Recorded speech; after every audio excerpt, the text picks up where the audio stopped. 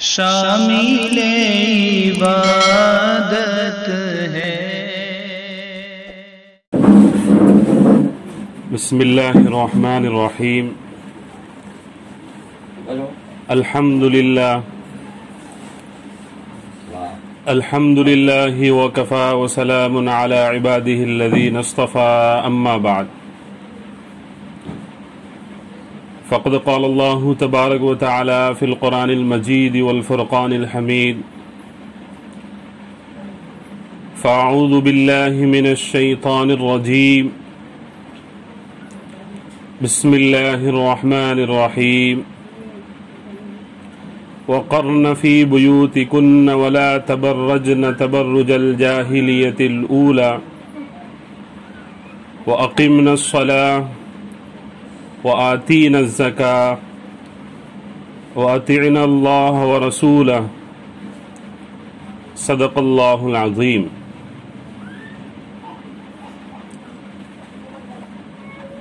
پردہ نشین خواتین اور ماں بہنیں، اللہ رب العزت کا ہمارے ساتھ بہت بڑا احسان اور فضل یہ ہوا کہ اللہ تعالیٰ نے ہمیں اشرف المخلوقات یعنی انسان بنایا۔ اللہ کی بے شمار مخلوقات ہے، اللہ اس میں سے جو چاہے ہمیں بنا سکتے تھے، ہم اللہ تعالی سے کوئی شکوہ اور شکایت نہیں کر پاتے تھے، لیکن اللہ کا اتنا بڑا فضل ہوا کہ اللہ تبارک و تعالی نے اشرف المخلوقات یعنی انسان بنا کر اپنی دیگر مخلوقات کو ہماری خدمت میں لگا دیا۔ چنانچہ حدیث اللہ کے نبی علیہ الصلوۃ والسلام کی ہے، انما الدنیا خلقت لکم، کہ دنیا اور کائنات کی جتنی چیزیں ہیں یہ سب کے سب اللہ تبارک و تعالیٰ نے ہم انسانوں اپنے بندوں اور بندیوں کے لیے پیدا فرمایا ہے، ہماری خدمت میں ان کو لگا دیا ہے۔ چنانچہ ہم دیکھتے ہیں یہ زمین، یہ اتنا بڑا آسمان، اس کے اوپر سورج اور چاند کا نظام، ستاروں کا نظام، بارش، آسمان سے بارش کا برسنا، زمین سے فصلوں کا، اناج کا، غلے کا نکلنا، اور جانوروں کی شکل میں ان کے دودھ سے، گوشت سے ہم لوگ فائدہ اٹھاتے ہیں، اور اللہ تعالیٰ نے ہمارے لیے پہننے اوڑھنے کے لیے کپڑوں کا اور بستروں کا انتظام فرمایا، رہنے کے لیے مکان دیے۔ غرض یہ کہ اپنی بے شمار مخلوقات کو اللہ تبارک و تعالیٰ نے ہمارے لیے پیدا فرمایا، لیکن حدیث میں آگے ارشاد فرمایا وَإِنَّمَا خُلِقْتُمْ لِلْآخِرَةِ،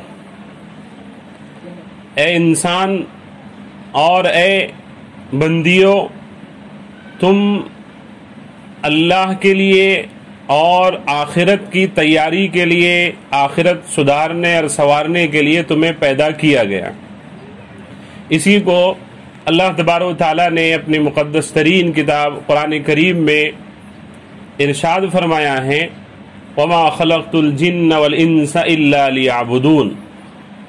کہ میں نے اپنی مخلوقات میں سے جنات اور انسانوں کو محض اپنی عبادت کے لیے پیدا فرمایا۔ اب جب تک بندہ اور بندی اللہ تعالی کی بندگی اور عبادت کے ساتھ اپنی زندگی گزارتے ہیں تو پھر کائنات کی تمام چیزیں ان سے منہ نہیں موڑتی ہیں، ان سے اعراض اور روگردانی نہیں کرتی ہیں، بلکہ یہ سب کے سب ان کے فائدے اور ان کے نفع میں لگ جاتی ہیں، ان کو نفع پہنچانے میں مصروف ہو جاتی ہے۔ لیکن جب بھی کوئی بندہ اور بندی اللہ کی عبادت سے اور اس کی بندگی سے منہ موڑ لیتے ہیں تو پھر یہی اس کو نفع پہنچانے والی چیزیں نقصان پہنچانے میں لگ جاتی ہیں۔ تو اللہ کا احسان ہوا کہ اللہ نے انسان بنا کر اشرف المخلوقات بنا کر سب مخلوقات کو ہماری خدمت میں ہمارے کو نفع پہنچانے میں لگا دیا۔ مزید اللہ تبارک و تعالیٰ کا اس سے بڑا کرم اور فضل یہ ہوا کہ دنیا میں کئی کروڑوں انسان جی رہے ہیں، لیکن وہ الگ الگ مذہب کے ماننے والے، الگ الگ دین کو اختیار کرنے والے ہیں۔ اللہ تعالیٰ نے ہمیں اسلام عطا کیا، مسلمان بنایا، مسلمان گھرانے میں پیدا فرمایا۔ یہ بھی اللہ تعالیٰ کا اتنا بڑا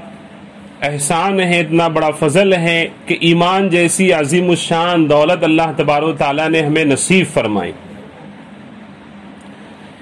کہ جس کا اندازہ، جس نعمت کا اندازہ اسے لگایا جا سکتا ہے کہ دنیا اور آخرت کی کامیابی کا دار و مدار ایمان پر ہے۔ فرمایا ایمان جو اللہ تبارک و تعالیٰ نے دولت ہمیں نصیب فرمائی، اس پر بھی ہم اللہ تبارک و تعالیٰ کا شکر کریں، لیکن یہ ایمان کو بچانے کے لیے اور ایمان بچا کر اللہ کے دربار میں حاضر ہونے کے لیے اعمال کو بجا لانا ضروری ہے، جس سے ایمان کی حفاظت ہوگی۔ لہذا اللہ تبارک و تعالیٰ قرآن میں ارشاد فرماتے ہیں کہ ان الدین عند اللہ الاسلام، اللہ تبارک و تعالیٰ کے نزدیک مقبول دین جو ہوگا، جس پر اللہ تبارک و تعالیٰ کامیابی کا، جس پر اللہ تعالیٰ نے دار و مدار رکھا ہے، وہ اسلام ہے۔ اب ہم میں سے ہر بندی، اللہ کی بندیاں غور کرے، کیا ہم نے اللہ تبارک و تعالیٰ سے مانگا تھا، اللہ تعالیٰ سے سوال کیا تھا دنیا میں آنے سے پہلے کہ ہمیں مسلمان بنانا؟ نہیں، لیکن اللہ نے محض اپنے فضل سے ہمیں مسلمان گھرانے میں پیدا کر کے دین اور اسلام اور ایمان عطا فرمایا۔ اس پر اللہ تبارک و تعالیٰ کا ہم کو شکر ادا کرنا ہے، ورنہ تو دنیا میں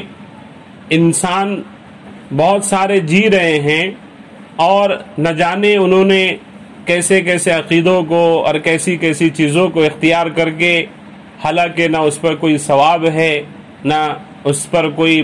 دنیا اور آخرت میں کوئی بدلہ ہے، نہ اس کی کوئی جزا ملنے والی ہے، لیکن اس کے باوجود ان اعمالوں کو انہوں نے اختیار کیا ہوا ہے۔ اور ہم مسلمان، اللہ نے ہمیں اسلام اور ایمان عطا کیا، قرآن جیسی مقدس کتاب ہمیں ملی ہے، احادیث کے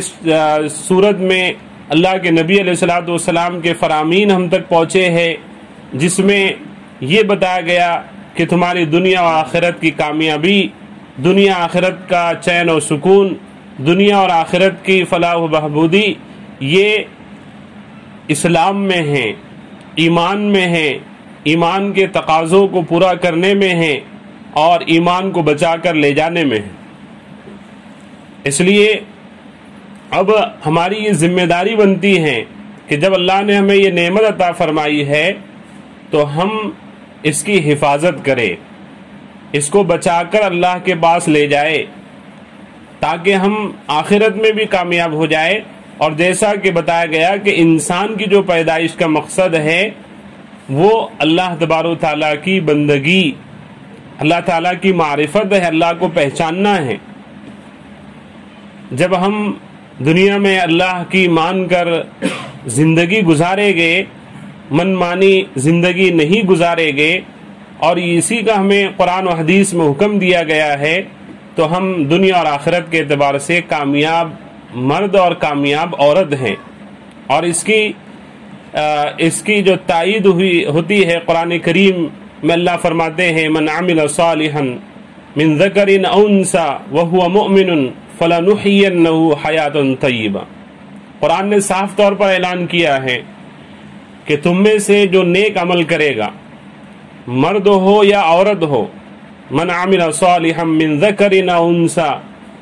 لیکن شرط یہ ہے کہ وہو مؤمن، وہ ایمان والا ہونا چاہیے۔ ہمیں کتنا خوش ہونا چاہیے اور کتنا اللہ کا شکر ادا کرنا چاہیے کہ اللہ نے ہمیں ایمان والا بنایا۔ فرمایا وَهُوَ مُؤْمِنٌ، تو آگے اللہ فرماتے ہیں فَلَنُحْيِيَنَّهُ حَيَاةً طَيِّبَةً وَلَنَجْزِيَنَّهُمْ أَجْرَهُمْ بِأَحْسَنِ مَا كَانُوا يَعْمَلُونَ۔ دو باتیں اللہ نے ذکر کیے کہ ہم ایسے مردوں اور عورتوں کو جو ایمان والے ہیں اور اس کے ساتھ میں نیک اعمال کرتے ہیں، ان کو ہم ایک انعام جو اللہ فرماتے ہیں حیات طیبہ عطا کرے گی۔ حیات طیبہ یعنی خوشگوار زندگی۔ آج ہمیں یہ شکایت ہوتی ہے کہ ہمارے گھروں میں چین اور سکون نہیں ہے، ہمارے گھروں میں بے برکتی ہے، ہمارے گھروں میں جھگڑے ہیں، ہمارے گھروں میں پریشانیاں ہیں۔ ان سب کا علاج ستم سازیوں میں جو بے باک نکلے